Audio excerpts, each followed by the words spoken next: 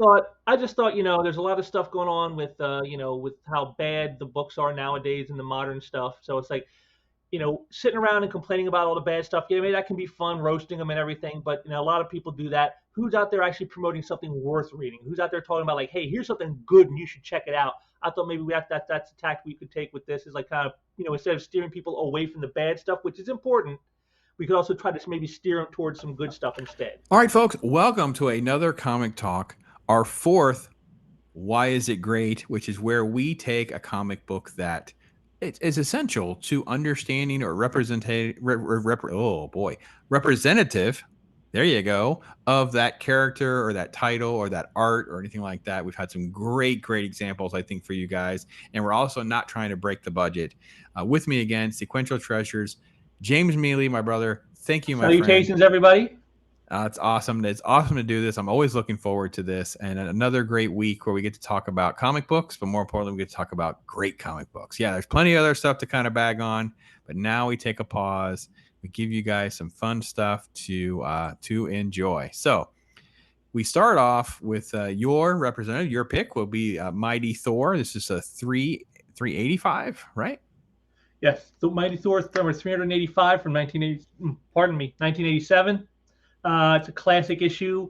It's an inventory story they did because at the time, Ron Frenz and Tom DeFalco had just taken over the book in the wake of Walt Simonson's classic run ending. And so I think to help him get ahead on the next storyline, they used this as a fill-in, a story that was done a couple years earlier that had been sitting on a shelf, not being used. And, this is what they did. But it turned out to be just an excellent issue on its own. It's like, wow, this was awesome. To me, it is the ultimate slugfest issue. I mean, this to me, this book is what all comic fans are all about. It's like who's stronger, the Hulk or Thor? Who can beat who? The classic 10-year-old fanboy in all of us. That's what this book is about, and I love this issue. It's a total classic, and you got great work by guys like plot by Jim Shooter, script by Stan the Man Lee. You got Eric Larson on pencils on his very first Marvel work.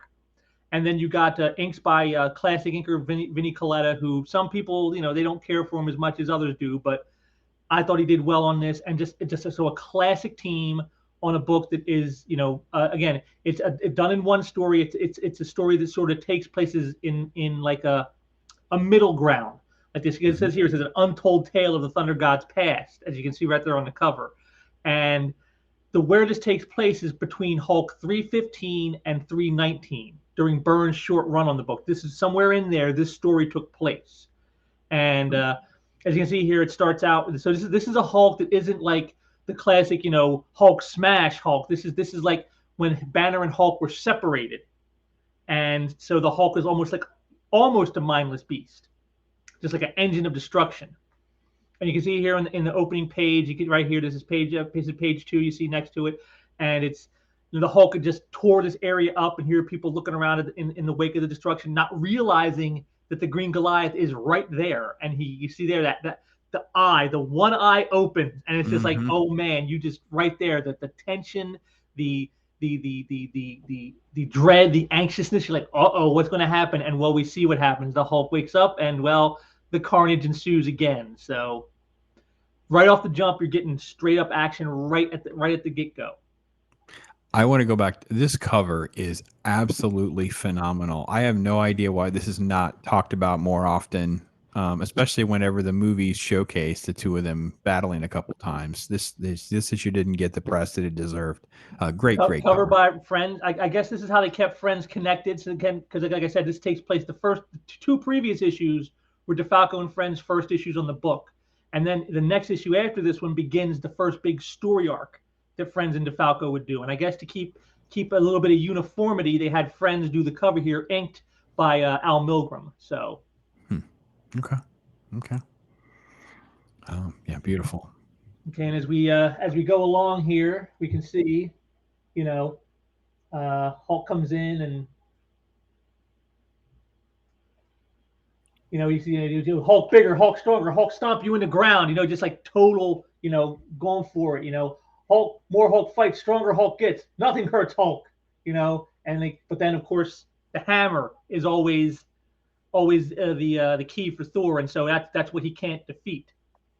And so, the Hulk starts, ragging on Thor, basically calling him a coward, saying, you're not strong. Your hammer is strong. If you didn't have your hammer, Hulk could beat you easily. And so give up the hammer and fight Hulk, like in a fair fight. And Thor's like, I say thee nay, of course. And so they do a little more battling, and then this ends up here with this next page, where the Hulk has done something that's very un-Hulk-like. We've never seen this before. He takes a hostage. Because what happens is Thor hits him and knocks him into a apartment building, and the Hulk comes out holding this woman by her legs, as you see, and he threatens to throw her if Thor doesn't put down the hammer, and he does, and he's like, no, wait, throw the hammer away. And Thor, as he says here, he even notes, he goes, my father's enchantment decrees that my hammer must ever return to my hand. Perhaps if I throw Mjolnir a great distance, it will take minutes before it returns to its master. In that span of time, I may yet triumph. And then you can see the Hulk is jubilous. Now Thor have no hammer. Now Hulk will crush Thunder God. Yes, right there. It's all to get Thor without his hammer. Was the Hulk's plan, and he sees his plan is working, whereas Thor is trying to think ahead and go, maybe I can still beat him without Mjolnir, and I'll throw it far away, but it will come back. But I'll throw it far enough away so I have a few minutes to try to take him on the way he wants, and maybe I can beat him anyway. And then things escalate from here. Well, I want to go to the two panels on the left. The top right with the hammer to the chin is so beautifully executed. And then stopping the punch with the hammer, which is something I don't think they did in the movie. That would have been epic as well. Man, those two panels are just so indicative of what we all want out of a Hulk comic book. In this case, Hulk versus Thor is just beautifully done. Really like I said, this to me is the ultimate slugfest issue. I mean, if you're going to write a comic with a slugfest storyline, this is how you do it. Yeah, it's great. Absolutely. Escalation.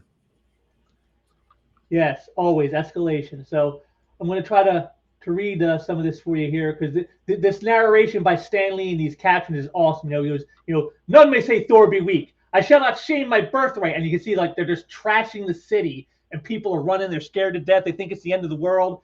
And then comes in Stan Lee, and he goes, but Thor is oblivious to the fear, the terror, where once he fought for others, now he fights for pride. As for the Hulk, he needs no reason to fight. His clouded brain, now free of Bruce Banner's influence, knows only naked savagery. I mean, it's like, oh man, so epic. That epic Stan Lee, that dialogue. It's just, it's so Stan Lee. Yeah, it's so over the top and dramatic and intense and immersive. It's everything you want in a comic book. And then again, the next page I have here, it's even more of that. Never before have mortal eyes beheld. Never have mortal eyes such battle beheld. Never such naked power unleashed. All but forgotten is the risk to others. Only the battle fever remains. Nothing can stop them. Nothing can hold them. To such as they, even stone walls were meant to be shattered. I mean, just and then that shot of Thor in the second panel. Look at his face. He's no longer the god of thunder protecting humanity, hero to the world. He's a warrior in a battle against a possibly superior adversary, and it's all about I have to destroy them. I have to take them down. All that matters is winning this fight. Nothing else matters. That's what that face says, and I love that. Yeah, basically the carnage that they're leaving behind. I love the fact that they used a swing set, and then it's just like one frame you get the swing set, and the next frame it's just like the jungle gym. It's just a wrapped up mess around Hulk. It's just chaos. They're cutting through stuff like it's pasta, man. It's just awesome. Well, and the last two panels in the other page right there is like, I love that the train hits the Hulk. He gets hit by a moving train, and it doesn't even budge him. He grabs it like he says like, oh, here's a toy I'm going to grab. I mean, I love that. Yeah, it's a blast. What a blast. Oh man, look at that. The color. Oh, so good. Yes, the next page here, now I didn't show it because I wanted to save it for those who maybe get the book, but the page, there's a page in between the one here with the explosion and the one you saw where the train hit the Hulk, where the Hulk grabs the train and he throws it down on Thor, and you can see like for miles back. The train is coming up off the track in the air, and they're just car after car crushing down on Thor. And they put a little box on it. You know, normally you see all this stuff. You probably see some like big kind of like, you know, sound effect there, you know. But they put a little box and it says Truth in Advertising Department. Sorry, gang, nothing we could letter could do this one justice. Wow, that's awesome. Because it's just so big. And then when the Hulk thinks that Thor has been beaten that way, Thor comes out, bam, and he punches him and he knocks him into the gas tanks that are off there, and just boom, explosion. And here's Thor. What hath my fury wrought? Though he be a monster, I meant not to slay him. And then that shot of the Hulk is coming out of the flames, all burned, all burning with flame around him. He's like, he lives. Thor weak, Thor tired, Hulk stronger than ever. And then like bam, just hits him like you can see the flaming arm just clocks him, and he's like, there is no limit to the beast's strength. I mean, just it's incredible. Like this battle, it's like you think it's never going to end.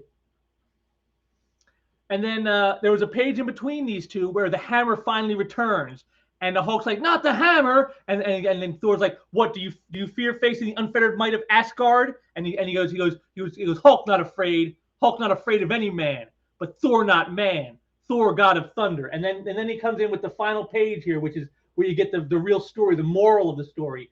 And the Hulk goes, "Hulk is stronger than Thor. Hulk need no hammer to smash enemy, nor does Thor. Let Mjolnir again be gone. Thor shall feel thee with bare hands alone." And then the Hulk goes, "No, keep hammer. Hulk doesn't care. Hulk only fights when angry. Anger gone now. Hulk will crush Thor next time." And then here comes the moral of the story. And then Thor goes, "For one brief moment in time, a god hath fought a monster, and the taste of battle still clings bitter to my lips. I, who am sprung from the gods, turned savage as he. Goaded by a lusting for victory, my rage blinded me to the damage, the suffering thus caused. What doth it matter who be the stronger? 'Twas he who ended the fray, while I hungered to battle on in the name of empty pride. Yea, to my eternal shame, on this bleak day, a god turned monster too." And it's like, there it is, you know, and it's just a great ending to the story. You know, Thor came in as the hero, and then in the end, he kind of almost becomes the monster himself. Oh, absolutely. I mean, it's just a great. Again, this is why it's so great. You got a great total slugfest issue with a moral in the end that's awesome. And this story at the time when it came out was very controversial with people, because if you look at this, not only does the Hulk end the battle himself, you know, he ends the battle, not Thor. Look at how the Hulk looks in that final page, and look at Thor in that final panel. Who do you think won that fight? Oh yeah, I mean, it's very clear that The Hulk totally won the crushed fight. it. And people were like kind of upset by it. Like Thor got beat by the Hulk in his own title. It wasn't like it's in the Hulk's book and you say, "Oh well, it's the Hulk's book, of course the Hulk wins." No, this is Thor's book, and he lost. Maybe that's why they shelved it originally. Story, you know, it's like the hero, you know, doesn't always win sometimes, and I like that. It's a nice little play to like real life in a way. It's like, you know, you go in with the best of intentions, but it doesn't always turn out the way you think it's going to turn out. Yeah, I really, really, really enjoyed this. It was really fun to revisit it. And I like you said, it's just that slugfest element that you just look for in so many books, and we just don't get as much and it's just that. It's literally like just the action sequence storyboarded out for them, and just follow this book. Just pick up 385 and just start filming. That's what we want. Yeah, there you go. I mean, yeah, you could make a movie just of this issue itself, and it would be awesome, and people will be like, "Whoa, that was awesome." I agree. It's definitely just But so like much. I said, this is controversial because Thor basically gets beat in his own book, and then later on, a couple years later, during the Acts of Vengeance in Thor 411, he fights Juggernaut, and Juggernaut kind of beats Thor too. And at the very end, the New Warriors show up to help Thor, and Thor uses the hammer to, you know, open a portal, and he sends Juggernaut to another dimension or whatever in the end. But even there, people felt like Thor didn't beat the Juggernaut. He sort of used chicanery and help from the New Warriors to outmaneuver him. So people were kind of like, first Thor loses to the Hulk in his book, and then he loses to the Juggernaut in his book. It's like, man, is Thor really all that powerful? Is he really a god? He's losing to all these guys. Well, I think it's great. I think this is a book that you point to as far as the scorecard of Hulk versus Thor. This is one of those books that you point to. Hulk obviously clearly wins this round. Without the hammer, but with the hammer, you got to give the edge to Thor. So it's just like this. It's a great conversation piece and it's just beautiful. And like we said, this has just got this incredible cover that definitely want to take a look at, folks. You can get it. Now, I will say this, guys. Also, a regular copy of this, like a non-graded copy, and actually low grades are cheap, but you can get a copy of this book. I'm shocked at how readily available 385 is. Like it's not even a hard one to track down. Beautiful, beautiful cover.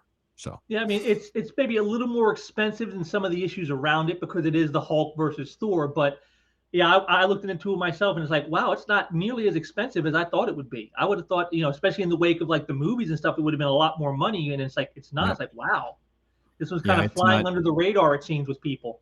Yeah, only like the very high end graded ones, only the 9.8s are expensive. Everything else I think is a pretty manageable price point for a book like that. Obviously, the 9.8s are ridiculously expensive. I didn't look at the census to see how rare that is because sometimes that's the issue. It is it's a white cover, so that can be Yeah, a problem with yellowing and browning and things like that. It could just be that could be part of the that's the limitation. thing. White covers will pick up any signs of dirt or deterioration. Yep, That's what makes them so hard to keep nice. And a black cover will show any ding or damage of any kind, like on the spines and in the yep, creases. Any kind of crease will show clear through on a black background cover. That's why those two types of covers are so hard to find and extremely high grade. yep. Agreed. And it's definitely one of the things to keep a lookout for. All right, so mine is Flash, the second volume Flash, issue number 54. Not a huge Flash reader or anything like that. Not even something that I can just tell you a ton about, other than just I enjoy Flash for just being, to me, the fun villain slash adventure of the week comic book. Like when the first show dropped and it was season 1, and it was like, yes, there was a big bad somewhere out there in this overarching story. It never consumed episode after episode. It was Flash learning about powers and what he could do and not do and that kind of thing. This book to me kind of embodies that with this great underlying message that starts from the book's title. And the book's title is Nobody Dies. So it starts off with the fact that there's basically like a metahuman kidnapper. Now, in the yellow, you have all of this narration from Barry's point of view. He's narrating to you everything that's going on in his point of view, explaining Wally. that this. Oh, yeah, I'm sorry, Wally. I don't know why. I'm sorry. Yeah, this is Wally West, not Barry Allen. So sorry, guys. This is Wally West. Oh man, my brain. Oh, thank you, James. Wally is narrating the chaos that's in front of him and what's going on. So you're kind of there. He's talking about every element that's involved with who this guy is, what they were trying to accomplish, and he's also explaining to you, like in the second page, like how he is going to maneuver before he does it. Like he's already kind of calling his shots. He only has like because they're whispering around him, and then he's like, yeah, don't sweat it, guys. Like he's got this. He already knows the maneuvers he's going to do. He's explaining to you, the reader, so you kind of have an idea of what's going on. And I will say that it's also very funny how they intertwine some politics in it without it consuming the book. So, for instance, in that in the second page there, in the bottom panel, that says the hostage name is Juan Ortega. He came over as an illegal 10 years ago because his government wanted to kill him. He took Carter's amnesty, brought over his wife. Now he has 2 kids. This would be a bad day for him to die. That's it. We get our little political reference. We understand the geopolitical nature of amnesty for illegals and immigration issues and those kinds of things of the day. And then we move on. We don't diss President Carter. We don't diss his policies, really. We just explain some context. We kind of ground it in some reality, and we just keep moving with the story. I thought that was great. And Yeah, if they did that today, it wouldn't have been quite so clearly and simply stated the way they did here. no, it would have been so in that again, my prediction would be if this was happening today, we wouldn't have so many primary colors. But more importantly, on the right, when the guy's pointing the gun, he'd be like, the government owes me. You promised me, citizenship and benefits and blah, blah, blah. It was like, it would be all of this political Yeah, mumbo he would jumbo. almost be justified in what he was doing That's because, correct. well, we didn't live up to our end, and so he's right to do what he's doing. We shouldn't be upset at him. We should be upset at ourselves. And it's like, no. Right. No, this book doesn't do anything like that. It's just a rescue story that's showcasing Flash in the next few pages. Is there two of the next few pages where Flash is maneuvering?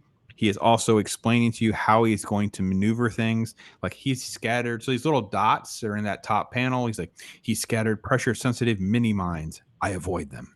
And he just keeps moving around. And then he's like, he's moving so rapidly. He's like, at this speed, he's frozen into a statue, the doofus. I loved it. I thought that was so funny. It made me laugh that he calls him a doofus. And it's like, I disconnect the minds. It just keeps going. And then it's like showtime right before he gets to the bottom where he kind of like goes back to normal speed again. Now, the guy buys himself a moment by throwing the hostage out the window. So that's what you see. You see him racing down the side of the building. So you get all sorts of different elements of Flash's abilities, his thought Yeah. processes, how he's going to handle dealing with different sorts of things. And of course, you're seeing it in some sort of version of real time, like what it's going to look like.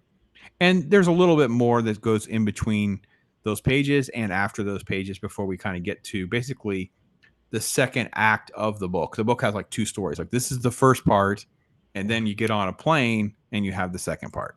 Well, I gotta say, on that page on the left there, I like that four panel sequence in the middle. Mm-hmm. I love Yeah. that. That just Yeah. the like little details, like just like almost like snapshots of him as he's doing his job there. I love that. It's a really and yet it has a fluidity to it. So it's like you almost can feel the speed of his movements, even though it's just a static image. But the way he laid them out, the camera angles that are used, the way that LaRoque does the figure works and stuff, and with those hands, it Mm-hmm. feels like it's moving even though it's not, and it gives you that great sense of like the speed power that the Flash has.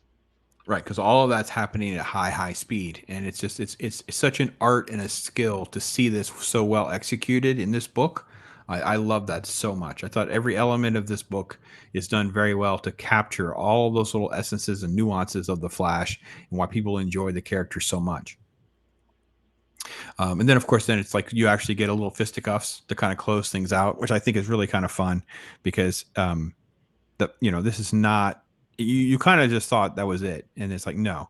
So that top right where you have like the diagonal panel, and he's like, you lost. He's like, no, and it's like, yeah, you are. You're done. He's like, he barely, he can move so rapidly that it's like, you don't even understand how bad you have it right now. Well, and Then again, you got to get a shot in there because it is, after all, a superhero comic. You got to have the bad guy getting clocked at least once. yeah. So the second half of the book is centered around this airplane because he basically is talking about nobody dies today. That was the premise of the book. That's happy. He's brought that up in his narration, his thing. Of course, he jumps out the window to save the hostage. Yet he has to find a way to make it back in time to deal with this guy, so no one else gets hurt. And now we're going to transition to how could that play out, and then basically, could he come up with could there be an impossible situation? Well, the plane is being hijacked. You can see the guys, basically revealing their guns and things like that. They do this while Wally's in the restroom, and they're going to just open fire. That's that bottom panel. They're just going to open fire on the Flash in the restroom. So then when you cut, there's shots that go off like crazy. They've missed him, of course. And then, of course, the chaos is in the cabin. And when there's gunfire that goes up to the ceiling. So that's what's at the bottom. Now you're going to break cabin pressure, right? So Yes.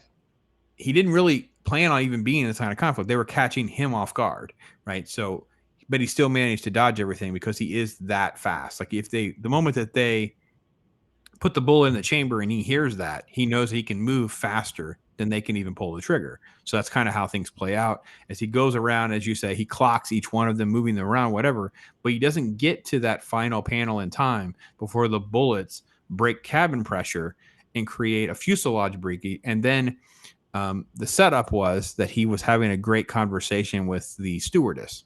She was talking to him about comedy and trying to go be a comedian. And you see that she just basically just gets sucked out. And when he turns around, which is on the middle of the page on the right, the close up of his eyes, he's like, "Oh my gosh, she's gone. She's not even here." I liked her. She wanted to be a stand up comic. I never tried anything like that. Uh, he's like he realizes he's going to have to do something completely crazy to have a chance to save her because she got sucked out of the airplane. Yeah. He's like, I might be killed. She's probably already dead. And I'm like, oh man, this is so good. And then you get to what to me was the home run for me. We do something drastic to change your emotion. So yeah, he's itty bitty and tiny, shooting himself outside of this plane, but also just the fact that they use a whole page in the art and they change the colors, they change every element to it. I think was just a really brilliant move. And when I revisited this book and I remember reading this for the first time and I was like, oh man, yeah, this is a lot of fun. I'm having a blast. And it's not often that you think of a plane making you feel small or making someone feel small. And I thought they did a great job of trying to do that. Like, how on earth is he going to navigate this? The Flash can't fly. And there's a line where he says that. He's like, I'm not Superman. You know, he's like, where is she? That's what's happening on the right. He's trying to figure out how to make himself small so he can try to figure out how to streamline himself and then how he's going to basically close in on her.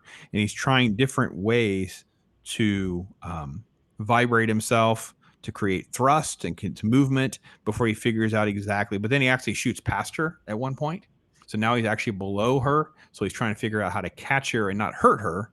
And that's actually what's happening there at the bottom. It's like, I keep slowing down. She'll come down to me. All I have to do is keep the old legs vibrating, pushing the air.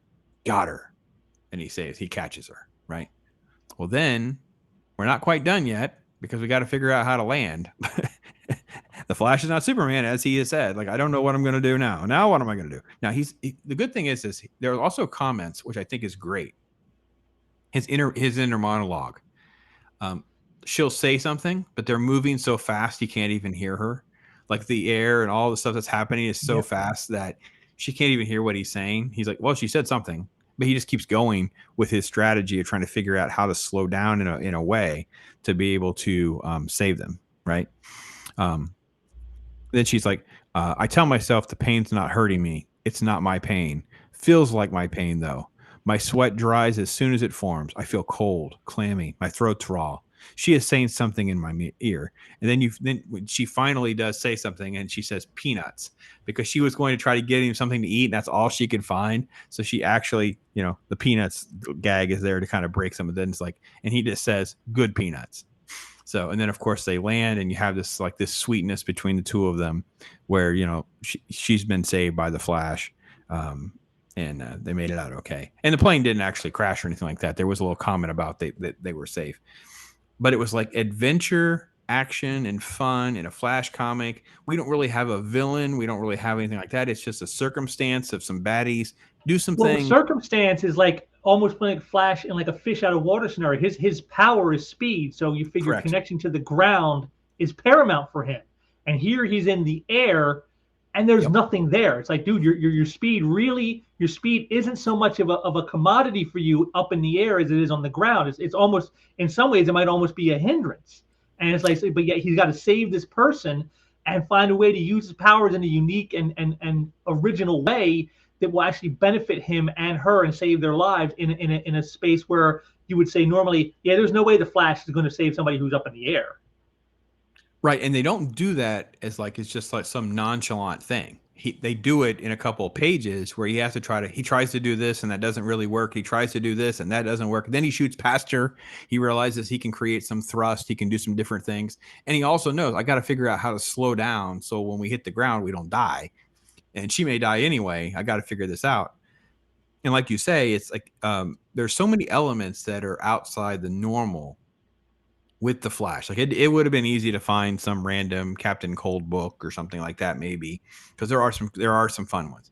But for me, this was really just a nice, fun story that represented why the Flash comic book was enjoyable. It's like an action of the week. It's a moment of the week. It's not some let's create a whole bunch of theory and lecturing to try to make Flash something that they're not.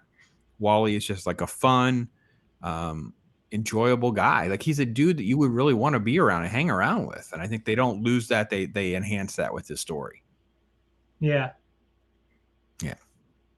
So that was my pick. So yeah, Flash 54. So yeah. And I can say again, just like we always do, there seems to be a connection here. Both our books, bottom line, at the end of the day, they're fun. I mean, they're fun for different reasons. You know, mine more on the classic fanboy slugfest type stuff. Yours more on this lighthearted, almost, well, I don't say lighthearted, but like more like as you said, an adventurous type of thing with the character in a circumstance that you've never seen him before. Both very different styles, but yeah, the heart of it all is, hey, we're having fun with this. You know, it's a fun fight, it's a fun adventure, and that's where it comes down to. And so, like, yeah, I love this. These were a couple of great choices I think we made for this episode.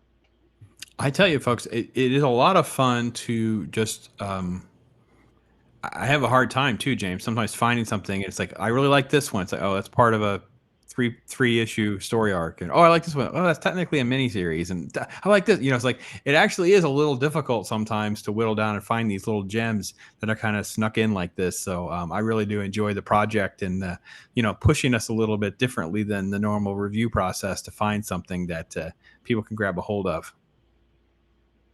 Well, I mean, if it was part of a multi-part storyline, but it was a really great issue, I mean, I would say that's perfectly fine to do something like that. Like, you know, there are ones I'm thinking about sometimes. I've seen, you know, as I've gone through, like, oh, that was a great issue. Yeah, it's part two of a 3-part storyline, but man, this was a great issue. And so at some point, I might do that myself. I mean, so it's just, you know, it's just about pointing out the good stuff. That's what this whole thing is about. It's pointing out the good stuff. Say, hey guys, here's some stuff to go check out. This is actually worth your time. It's worth your money. You're going to have a good time with it, and you know, and that's what it's all there for. So you know, I don't worry so much about whether it's part of a solo story all by itself or if it's part of a longer storyline. I worry less about that than I do what's good.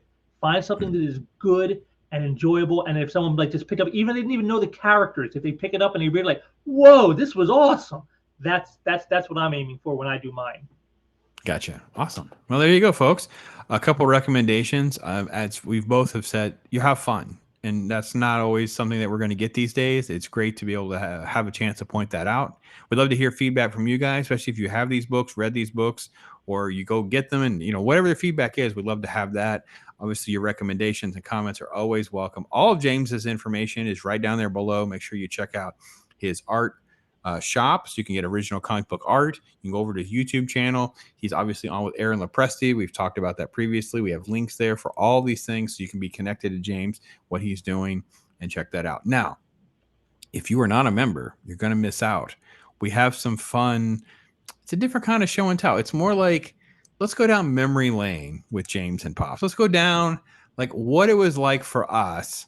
And I think you're going to have a good time with that. So if you're not a member, you're going to have to do that so you can get a chance to catch some of these member-only videos that are out there. I have some of those with Aaron Lopresti, who has been on. He did a Comic Top. I have some of those member-only videos. And from time to time, footage that comes out or videos that I do release, you'll get them days or a week before they actually publish, especially for things like the Saturday morning cartoon, in-betweener clips, or maybe a Padawannabe challenge clip, things like that. So, you know, there are a little bit of those early access things that I try to do for the members, for those of you who are doing that. So, but James is going to be able to do that. He's going to stick around with me now. We're going to do that. We're going to flash back to the time capsule and talk about stuff we did when we were kids. So check that out. Thanks for being with us for another Comic Talk, another Why Is It's Great.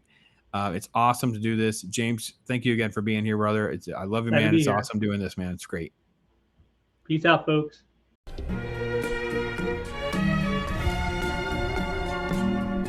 Yeah. Right?